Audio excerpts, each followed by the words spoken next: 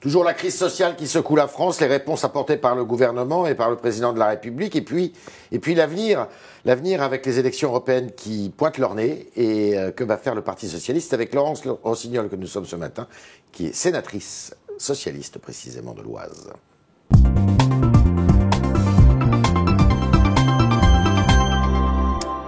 Laurence Rossignol, bonjour. Bonjour.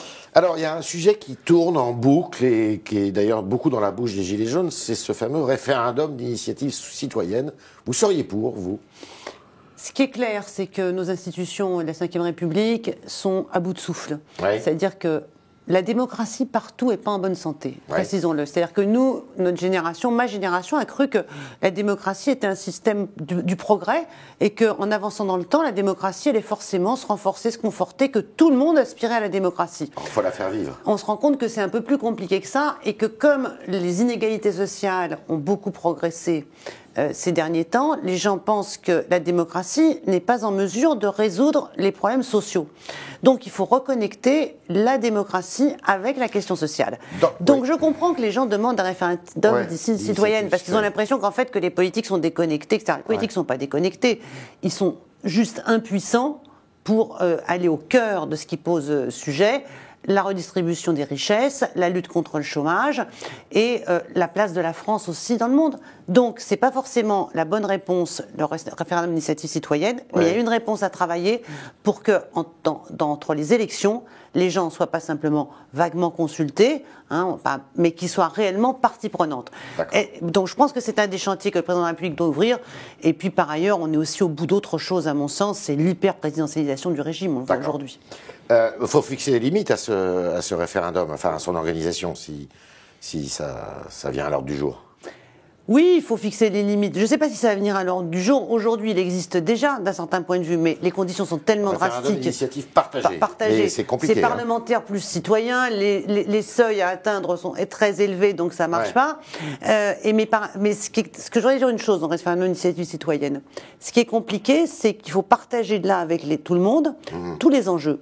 Vous faites un référendum sur, par exemple, la taxe carbone. La taxe carbone. Les gens votent contre. Mais en même temps, ils ne vont pas demander qu'on annule des dépenses. Donc, qui est comptable, qui est responsable de l'équilibre, de la cohérence d'une politique? Une politique, c'est pas simplement une taxe là, une dépense là, c'est une cohérence. On peut contester la cohérence, aujourd'hui, incontestablement, mais il faut quand même l'avoir en tête. Les réponses sociales apportées par Emmanuel Macron donc à la demande des Gilets jaunes et à la crise, est-ce qu'elles sont à la mesure, je dirais, de la crise, précisément, de la colère qui s'est exprimée? Je pense qu'elles auraient été à la mesure si elles étaient intervenues plus tôt. Ouais. C'est-à-dire que ce qui s'est passé, c'est que le gouvernement a cru que tout ça allait se régler tout seul, par magie, et parce qu'ils n'ont pas d'expérience du mouvement social, ils n'ont jamais été des acteurs du mouvement social, en fait, dans leur histoire. Et pour cause, puisqu'ils viennent d'ailleurs. Et donc, ils n'ont pas compris ce qui est en train de se passer. Les mesures qu'ils ont annoncées la semaine dernière, je pense qu'elles auraient fait la maille au début du mouvement. Mais sauf que ce mouvement, il s'est transformé en un mouvement de contestation globale du système. C'est plus simplement un mouvement contre une taxe, un mouvement pour, on l'évoquait un instant, la démocratie, le partage des richesses, l'ISF, c'est très large. Donc la difficulté du président de la République, c'est de répondre à une contestation globale. Ce qui me frappe, c'est qu'indépendamment des mesures, je crois qu'il fait un peu ce qu'il peut en la matière. Et d'ailleurs, ce qui était assez frappant, c'est que dans son discours... Budgétairement, on se dit en fait, on est dans un pays où le président de la République, quand il veut mettre le paquet, il a une marge de manœuvre de 10 milliards. C'est quand même pas beaucoup, 10 milliards de marge de manœuvre. Mais surtout, le problème, c'est le cap. Parce qu'ils ont beau dire on n'a pas changé de cap. Bah si, quand même un petit peu. C'est-à-dire que la marche forcée de la France vers la conversion aux mesures néolibérales que présentait le président Macron comme étant une nécessité a quand même reçu un coup d'arrêt. Donc le cap n'est plus le même. Mais on ne sait pas quel est le nouveau cap. C'est ça le problème. Et ça, vous demandez au président de la République de le fixer. Oui, parce que je pense qu'Emmanuel Macron a une chance formidable d'un certain point de vue. Parce que ce qui se passe en France ne se passe pas que en France. La contestation globale de l'économie telle qu'elle est aujourd'hui, qui enrichit les riches, elle est mondiale. Il a la capacité aujourd'hui d'être le premier à essayer d'inventer un nouveau modèle politique et social. On est au moment où il faut un nouveau modèle. Vous le soutiendrez si c'est le cas ? Ah, si c'est le cas, je soutiendrai un nouveau modèle qui soit fait de redistribution des richesses, de transition écologique, davantage de démocratie. Il y a quelque chose de nouveau à inventer. La preuve qu'il y a quelque chose de nouveau à inventer, c'est que la gauche, qui dans son histoire a toujours été dans le contre-modèle, est-elle aussi à la peine? On voit bien aujourd'hui la dispersion. On va en parler. Ben, voilà, je fais vos transitions, les frères. Voilà, exactement. Alors, avant, quand même, est-ce que s'il y a un acte 6, puisque c'est comme ça qu'on parle, des Gilets jaunes, vous le soutiendriez ou pas? Mais moi, je ne sais pas si je soutiens les Gilets jaunes. Je sais que je dialogue avec eux, j'écoute ce qu'ils disent, et j'essaye de faire que ce mouvement ne se finisse pas dans l'amertume de ceux qui l'ont conduit. C'est très important. Vous savez, moi, j'ai fait des grèves étudiantes, j'ai étudié les mouvements sociaux. Ce qui est important à la fin de la grève, c'est que les gens qui rentrent la tête haute et le sentiment que la lutte a payé. Vous participerez aux concertations citoyennes, là Bien sûr, dans mon département, et peut-être même au niveau, je ne sais pas comment les assemblées vont être associées. D'accord. Alors, samedi, il y a eu un conseil national du PS, vous y avez assisté? En partie. Alors, ça s'est bien passé? Oui, ça s'est bien passé. Mais vous en êtes où? Écoutez, il y a une proposition qui a été faite par Olivier Faure en fin de Conseil national, qui est de dire que la gauche doit se rassembler pour ces élections européennes. Vous êtes d'accord avec ça? Je suis d'accord avec ça. Je pense que c'est raisonnable, et c'est surtout, il faut qu'il y en ait un qui commence. Derrière qui? Peu importe. Ségolène Royal, par exemple. On en parle beaucoup. Non, quand on dit, alors je reviendrai sur Ségolène Royal. Quand on dit la gauche doit se rassembler, ça veut dire que la gauche doit se mettre autour d'une table. Alors c'est qui? C'est le Parti communiste, les Insoumis? Le Parti communiste, Benoît Hamon. Les écologistes. D'accord. Et le Parti socialiste. Et déjà, là, il y a de quoi faire un tour de table qui soit un tour de table représentatif. Ces 4 composantes-là, elles ont besoin de discuter. Et la question de savoir derrière qui doit être assez secondaire. Ce n'est qu'une élection européenne d'un certain point de vue, c'est-à-dire qu'on va élire plusieurs personnes. Ouais. Donc c'est un problème de classement. Vous êtes pour le moment, les sondages vous donnent à 5%, hein, le PS. Puis les autres un tout petit peu plus, mais pas beaucoup plus. Donc on a une gauche qui est à la fois faible, le total n'est pas bon, et éparpillé. Et donc si la gauche veut revenir dans l'offre politique aujourd'hui, il faut qu'elle prenne une initiative unitaire. Moi, je vois autour de moi des électeurs de gauche, des gens qui sont des gens de gauche, qui sont orphelins. Alors, ils s'intéressent à ce qui se passe avec Raphaël Glucksmann et Place Publique. Ça vous plaît, Place Publique? Oui, c'est une espèce de forum. Moi, ce qui me plaît, c'est qu'il y ait des gens aujourd'hui qui essayent de nous faire avancer collectivement. Ils nous font avancer, Place Publique? Je pense qu'ils nous font avancer parce qu'ils existent d'abord. Je crois que les partis comme le mien, Parti socialiste en particulier, ne peuvent plus être la colonne vertébrale et le leader. C'est pas nous qui avons le leadership. C'est qui alors? Eh bien, il n'y a pas de leadership en ce moment. Et donc, quand il n'y a pas de leadership, il faut inventer un nouveau collectif et faire sortir un leadership. Moi, je suis quand même très inquiète de ce qui va se passer, parce que les Gilets jaunes ont des revendications qui sont de nature sociale. C'est pas parce que c'est social que ça va forcément dans le bon sens. Donc, ils peuvent se structurer. Et puis le risque, c'est que ça se termine comme en Italie. Le mouvement 5 étoiles, au départ, c'est un mouvement à vocation sociale qui posait et anticorruption, redistribution. Et puis au bout du bout, ils finissent par faire le marchepied à l'extrême droite. Donc ce qu'il faut absolument empêcher en France, c'est d'avoir une espèce de regroupement qui viendrait comme ça, qui ferait le bonheur de l'extrême droite. Ça concerne tous les autres. Et je voudrais juste dire une chose au président Macron, nous l'avons élu. J'ai voté pour lui, j'ai fait voter pour lui, pour qu'il fasse barrage à l'extrême droite. Il faut qu'il fasse ce pourquoi il a été élu. D'accord. Ça veut dire quoi? Ça veut dire qu'il doit prendre des initiatives, parce que là, pour le moment... Un caractère social. Il doit comprendre l'ampleur de la crise, il doit proposer une alternative, il ne peut pas laisser les gens avec comme seule opposition alternative politique, une alternative populiste d'extrême droite. Quand je dis il faut qu'il fasse ce pourquoi il a été élu, c'est-à-dire qu'il doit prendre l'initiative, il est en situation de le faire, on attend qu'il le fasse, parce qu'ils peuvent aussi faire partie d'une recomposition. Alors, Jean-Luc Mélenchon, qui était à votre place la semaine dernière, disait 2 choses. 1, il ne faut pas marcher dans les pas de Jean-Luc Mélenchon. C'est pas avec lui qu'on doit faire alliance. Jean-Luc Mélenchon disait qu'il voulait pas qu'on... Non, Jean-Christophe Cambadélis. Ah pardon, vous avez dit Jean-Luc. J'ai dit Jean-Christophe Cambadélis, c'était à votre place. Bien sûr. Et il disait, il faut pas aller vers la France insoumise. Et 2, il était plutôt assez favorable à Ségolène Royal.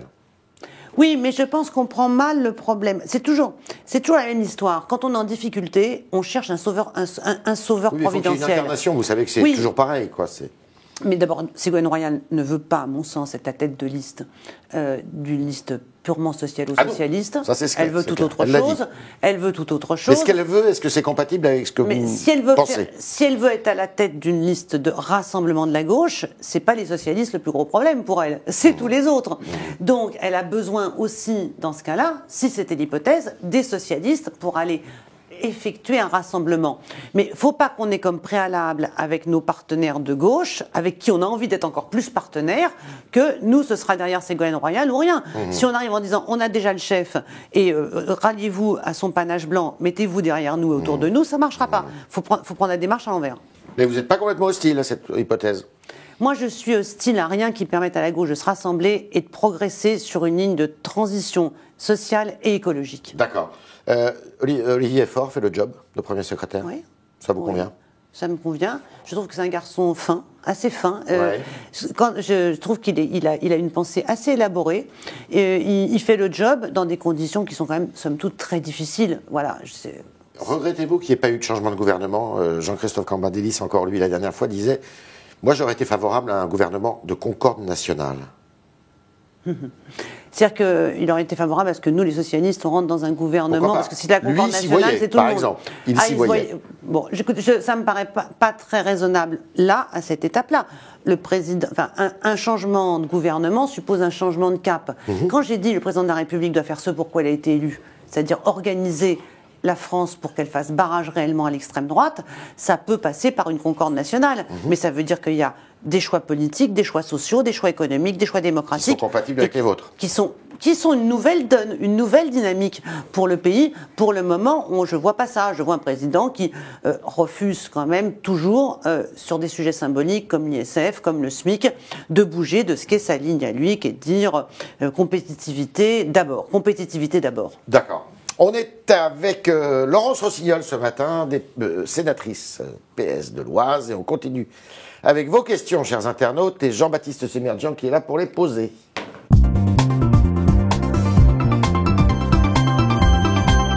Bonjour Jean-Baptiste. Bonjour Yves, bonjour Laurence Rossignol. Une première question de Geneviève. Selon Geneviève, Emmanuel Macron a cédé à la violence des Gilets jaunes. Vous êtes d'accord? Non, je ne crois pas. Je pense que Emmanuel Macron a pris conscience qu'il avait en face de lui un mouvement social qui était populaire, qui était soutenu par une majorité du pays, et surtout, ce que je souhaite, c'est qu'il a pris conscience que les questions posées par les Gilets jaunes n'étaient pas des questions farfelues. Qu'aujourd'hui, quand les gens vous parlent de difficultés de pouvoir d'achat, de niveau de vie, de charges importantes, ils vous parlent de leur vie, et ce qu'ils en décrivent, c'est leur réel, et ce réel-là, il faut le prendre en compte. On reste dans le réel. Selon Nelly, l'Oise est sinistrée industriellement, donc vous êtes sénatrice de l'Oise. Il y a encore des licenciements à Beauvais, dit-elle. Les entreprises délocalisent. Est-ce que c'est vrai? Que faire? C'est vrai. Et en même temps, il y a deux angles de vue. L'Oise est un département qui a connu, comme tous les départements industriels, des pertes d'emplois et des délocalisations. Mais c'est un département qui continue de conserver des entreprises. On a des très grandes entreprises. On a Massey Ferguson, on a Saint-Gobain, on a de l'agroalimentaire, on a des grosses entreprises dans l'Oise. Et surtout, sur le sud de l'Oise, on attire des entreprises. J'étais il y a 48 heures avec le sous-préfet du sud de l'Oise qui me racontait que dans cette zone-là, il y a des sollicitations d'entreprises qui veulent venir s'installer. C'est un département qui est près de Paris, qui a l'autoroute A1, qui est sur le chemin du nord de l'Europe, donc qui a beaucoup d'atouts. Et effectivement, peut-être dû aussi à la nouvelle politique fiscale de M. Macron, non?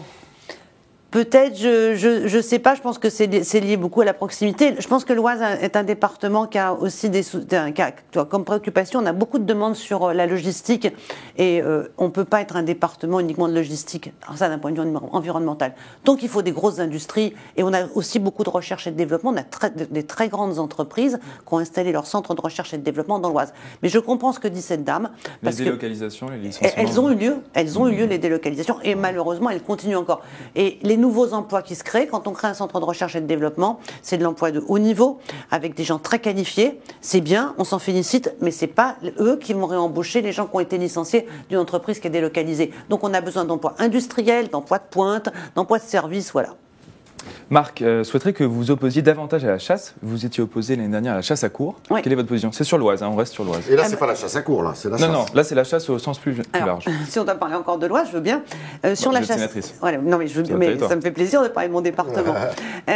Sur la chasse, effectivement, j'ai déposé une proposition de loi pour l'abolition de la chasse à court. Je considère que c'est une pratique barbare, inutile et vraiment archaïque. Et que donc il faudrait l'abolir. Sur le reste de la chasse, moi j'ai un point de vue aujourd'hui qui est le suivant. Il faut distinguer les modes de chasse. Il y a des modes de chasse inutilement cruels. La chasse à la glu. Ouais. Les oiseaux mettent leurs pattes dedans, puis ils ne peuvent plus décoller après. Je trouve ça d'une cruauté terrible.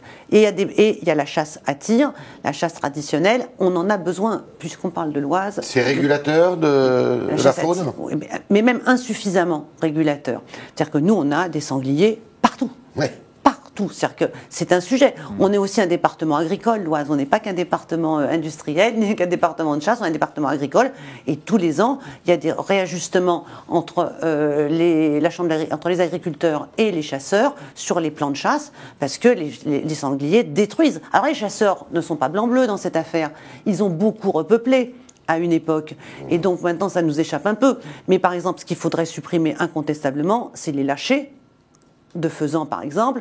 On arrive, on ouvre les cages, on ouvre le sac, les faisans s'envolent et les chasseurs font boum boum boum derrière. Ça n'a aucun sens, ça ne sert à rien et c'est inutile. Ça, c'est pas de la chasse.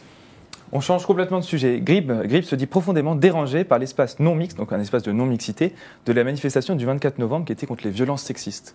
Qu'est-ce que vous dites, vous, ça ?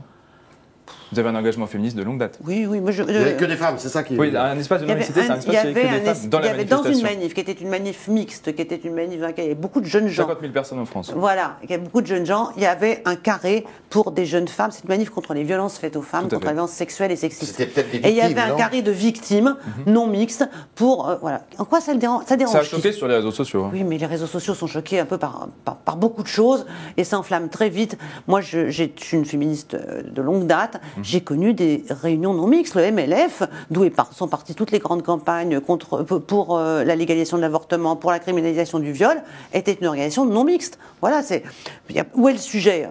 C'est pas parce qu'on est dans une organisation non mixte qu'on a des espaces non mixtes qu'on promeut une société non mixte. Au contraire, il faut passer par un petit peu de non-mixité entre femmes et hommes pour promouvoir une société mixte. Par ailleurs, tout ça se mélange avec des tas d'autres histoires qui sont les espaces non mixtes selon les couleurs de peau des gens, où là c'est un autre sujet qui n'est pas des conférences et il ne faut pas tout mélanger. Voilà. D'accord.